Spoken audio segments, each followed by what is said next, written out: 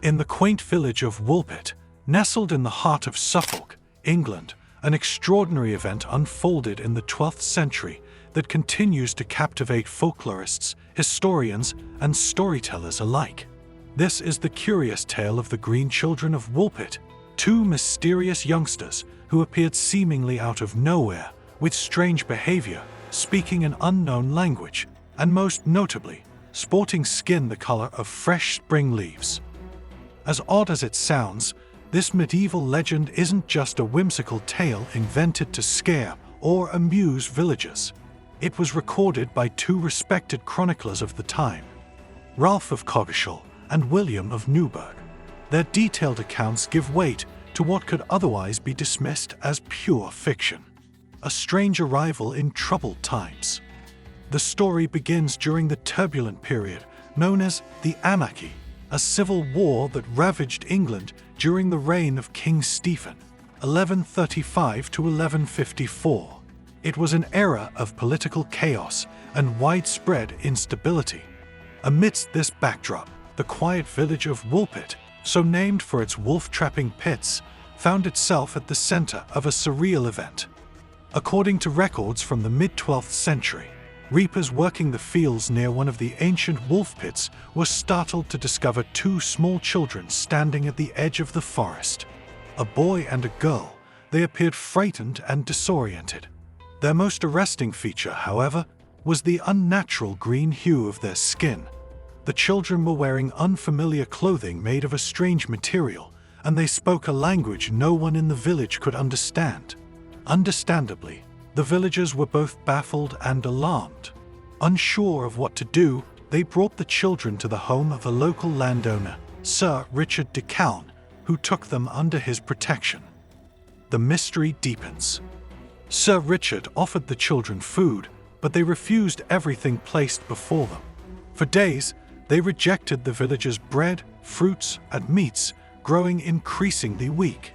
It was only when they spotted raw green beans still in their pods in the garden that they showed any interest in eating. To the amazement of their caretakers, the children consumed the beans ravenously, pulling them straight from the stalks and eating them raw. This pattern continued for a time until gradually they adapted to the more conventional diet offered by their hosts. As they began to eat normal food, something remarkable occurred. Their skin slowly lost its green tint, becoming more like that of other children. Tragically, the boy did not live long after their discovery and died soon after he was baptized. The girl, however, survived, and as her health improved, so did her grasp of the English language. Once she became fluent enough to communicate, the story she told astonished those who heard it. A tale from a twilight world. When questioned about her origins, the girl offered a strange and haunting account. She claimed that she and her brother came from a land called St. Martin's Land, a place where twilight reigned perpetually and sunlight never shone.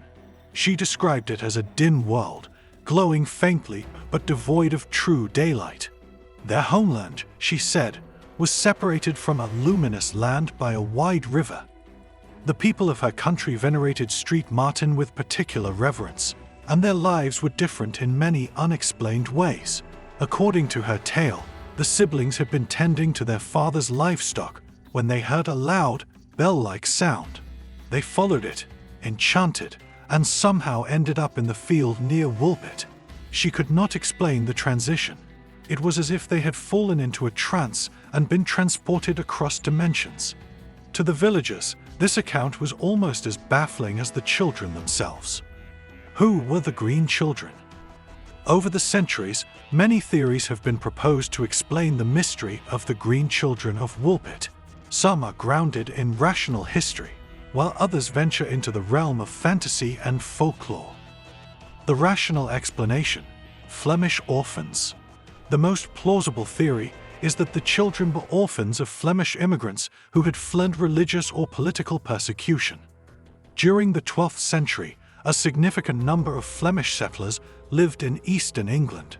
However, under King Henry I and during King Stephen's reign, many were driven out or killed due to ongoing conflicts. It is conceivable that these two children were survivors of such turmoil. Lost in the woods, speaking only Flemish, a language unfamiliar to the villagers of Woolpit, their strange speech would have seemed like gibberish. If they had been in hiding or malnourished, it might also explain their green complexion. A form of anemia known as hypochromic anemia, or chlorosis, can cause a greenish tint to the skin due to poor nutrition. This diagnosis would align with the change in their skin color once their diet improved. Visitors from another realm. Then there's the romantic, otherworldly explanation.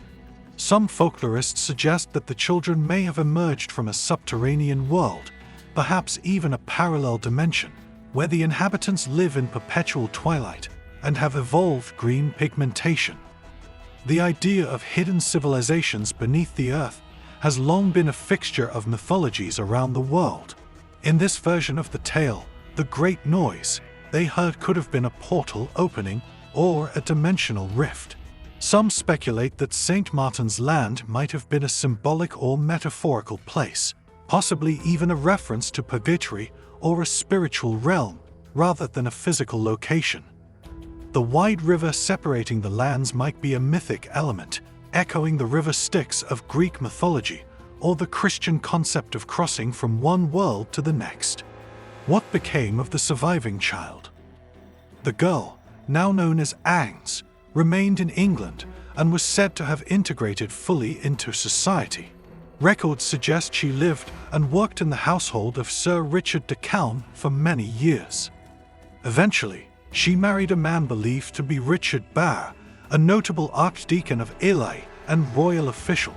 Some accounts even claim that she had children of her own, perhaps making her the ancestor of several English families today. Agnes never again spoke of St. Martin's Land after growing up, and the details of her origins faded with time. Whether out of a desire to forget or because the tale lost its credibility as she aged, we may never know. A legacy of wonder and mystery. The story of the Green Children has endured for more than 8 centuries. It has inspired novels, poems, scientific essays, and even speculative science fiction. Whether seen as a parable, a real historical oddity, or a glimpse into alternate realities, the tale continues to resonate. It reminds us that history is filled with gaps, mysteries that defy easy answers. It also underscores the human need to explain the inexplicable, whether through folklore or science.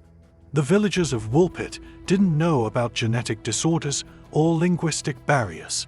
To them, the appearance of 2 green children who spoke no known language and spoke of twilight lands was as astonishing as an alien encounter might be to us today. Between fact and folklore. Ultimately, the truth about the Green Children of Woolpit may never be fully known. Were they traumatized refugees from a foreign land, or did they come from a mystical twilight world where the sun never rises? What's certain is that their story, whether grounded in reality or wrapped in the fabric of medieval imagination, has lasted the test of time. It has become part of the rich tapestry of British folklore, serving as a bridge between the mundane and the magical. In an age that often prioritizes the quantifiable, tales like these invite us to pause and wonder, not just about what happened, but about the limits of what we think we know. Whether skeptics or believers, we all need a little mystery now and then. Thanks for watching. If you enjoyed diving into the mysterious tale of the Green Children of Woolpit, don't forget to give this video a thumbs up and make sure to subscribe. Until next time, keep exploring, stay curious.